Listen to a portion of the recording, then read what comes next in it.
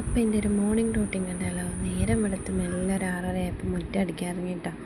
മുറ്റടിച്ച് വാരിക്കൊണ്ടിരുന്നപ്പോൾ എൻ്റെ പൂച്ചകൾ എന്നെ ഒരു നോട്ടം നോക്കിയിരുന്നതാണ്. അവർക്ക് പാലൊടിക്കാനുള്ള സമയം. ചായക്ക് അടുപ്പിൽ പാൽ വെച്ചെങ്കിൽ ചായപ്പൊടി ഇട്ടാൽ തിളച്ച് വരുമ്പോഴേക്കും ചായ തിളച്ച് വന്ന സമയത്ത് അവർക്ക് പൂച്ചയ്ക്ക് പാൽ കൊണ്ട് കൊടുത്ത് അവർ ഹാപ്പിയായി ഒരു പാൽ കുടിച്ചു.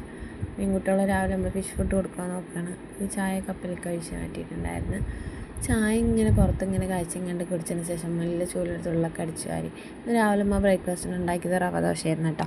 റവ ദോശ മൈദയും കൂടെ മിക്സ് ചെയ്തിട്ട് നല്ല ക്രിസ്പി ആയിട്ടുള്ള നല്ല ടേസ്റ്റുള്ള ദോശ കേട്ടോ. അതിന് നമ്മുടെ മൈദയും റവയും കൂടെ കുറച്ച് ആവശ്യത്തിന് ഉപ്പിട്ടിട്ട് മിക്സ് ചെയ്തെടുക്കുക. എന്നിട്ട് നമ്മൾ ദോശക്കല്ല് ചൂടായി വരുമ്പോൾ എണ്ണ തേച്ച് കൊടുത്ത് ഇങ്ങനെ നൈസായിട്ട് ചുട്ടെടുക്കുമ്പോൾ നമ്മുടെ റവ ദോശ റെഡിയാകും. ഇതിൻ്റെ കോമ്പിനേഷൻ എന്ന് പറയുന്നത് ഉള്ളി ചമ്മന്തിയാണ് കേട്ടോ. അതായത് നമ്മൾ തേങ്ങയും മുളകും തക്കാളിയും വരമുളകും ഇട്ട് നല്ലോണം ചൂടാക്കി എടുത്തിട്ട് ചൂടാറിയതിന് ശേഷം അരച്ചെടുത്തെടുക്കുന്ന നമ്മുടെ ഉള്ളിച്ചമ്മന്തി എണ്ണ ഒഴിച്ചിട്ടാണ് കേട്ടോ തക്കാളി